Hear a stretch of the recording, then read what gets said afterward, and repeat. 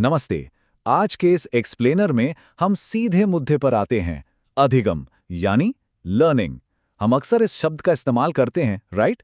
लेकिन मनोविज्ञान की दुनिया के 20 सबसे बड़े दिग्गजों ने इसे कैसे देखा? चलिए आज उनके नजरिए से लर्निंग के असली मतलब को डीकोड करते हैं।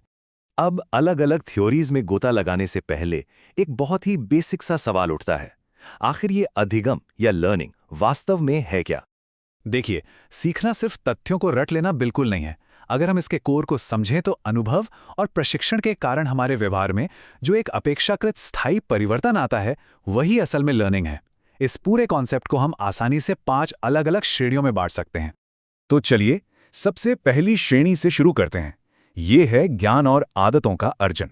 इस बारे में क्रो एंड क्रो का विचार काफी सटीक है। उनका मानना है कि अधिगम असल में उन आदतों, ज्ञान और अभिवृत्तियों को हासिल करना है जो हमें जीवन की चुनौतियों को पार करने में मदद करती हैं। इसी विचार को आगे बढ़ाते हुए वुडवर्थ का कहना है कि यह नवीन ज्ञान और नई अनुक्रियाओं को प्राप्त करने की एक सक्रिय प्रक्रिया है। वहीं बोआज भी कुछ ऐसा ही मानते हैं। उनके अनुसार जीवन की बदलती मांगों को पूरा करने के लिए जिन आदतों, ज्ञान और दृष्टिकोण की हमें जरूरत होती है, उन्हें अपनाना ही लर्निंग है। काफी व्यावहारिक है ना? अब आते हैं हमारी दूसरी श्रेणी पर, जहां पूरा फोकस अनुभव और प्रशिक्षण पर है। E.A. गेट्स ने इस विचार की बहुत ही मजबूत नींव रखी है। उन्होंने बिल्कुल स्पष्ट शब्दों में कहा है कि हमारे पिछले अनुभवों और सक्रिय प्रशिक्षण के द्वारा हमारे व्यवहार में जो संशोधन होता है, वही अधिगम है। आप किंग्सले, गैरी, क्रॉनबैक और मॉर्गन के विचारों पर गौर कीजिए। इन सभी दिग्गजों ने एक सुर में ये बात मानी है कि व्यवहार में जो स्थायी परिवर्तन आता है, उसका सीधा कनेक्शन हमारे अभ्यास और पूर्व अनुभवों से होता है। मतलब बिना अनुभव और प्रैक्टिस के कोई भी बदलाव स्थायी नहीं हो सकता। और यहीं से हम अपनी तीसरी थीम में प्रवेश करते हैं, जो है व्यवहार में शाब्दिक रूप से होने वाला परिवर्तन। यहाँ गिलफर्ड और कॉल्विन के विचारों की तुलना करना बहुत ही दिलचस्प है। एक तरफ गिलफर्ड कहते हैं कि एक व्यवहार के कारण दूसरे व्यवहार में होने वाला परिवर्तन ही अधिगम है। वहीं दूसरी तरफ कॉल्विन का कॉन्सेप्ट थोड़ा अलग है। वो कहते हैं कि हमारे पहले से बने बनाए व्यवहार में अनुभवों द्वारा जो बदलाव आता है, वो लर्निंग है। S.S. चौहान, मन और बिग्गे ने इसी मूल विचार को और विस्तार दिया है। वो समझाते हैं कि अधिगम का मतलब सिर्फ कोई क्रिया करना नहीं है, बल्कि प्राणी के व्यवहार, उसकी अंतर्दृष्टि और धारणा में एक सार्थक बदलाव लाना है।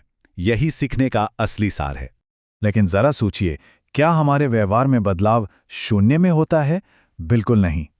हमारी चौथी श्रेणी इसी बात पर केंद्रित है कि कैसे अधिगम हमारे विकास और पर्यावरण के साथ हमारे समायोजन का एक महत्वपूर्ण टूल है।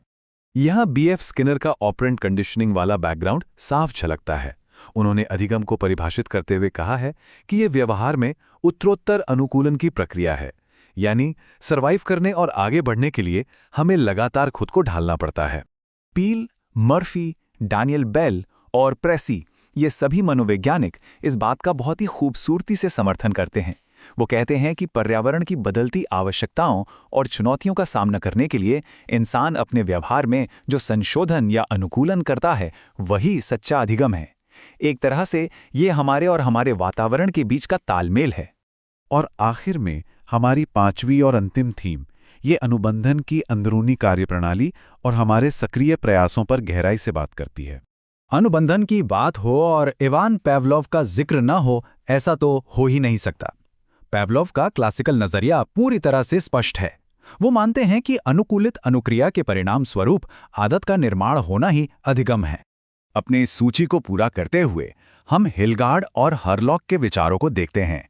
ये हमें याद दिलाते हैं कि यह विकास कोई जादुई चीज नहीं है, बल्कि यह पुरानी स्थितियों पर प्रतिक्रिया करने, निरंतर अभ्यास और हमारे लगातार प्रयासों का ही नतीजा है। तो दोस्तों, इन 20 महान मनोवैज्ञानिकों के आधारभूत दृष्टिकोणों को गहराई से समझने के बाद एक बहुत ही विचारोत्तेजक सवाल हमारे सामने आता है। जरा सोचिए, अधिगम के इन सभी अलग अलग पहलुओं में से वो कौन सा पहलू है जो मानव विकास को सबसे सटीक रूप से परिभाषित करता है? इस पर जरूर विचार कीजिएगा।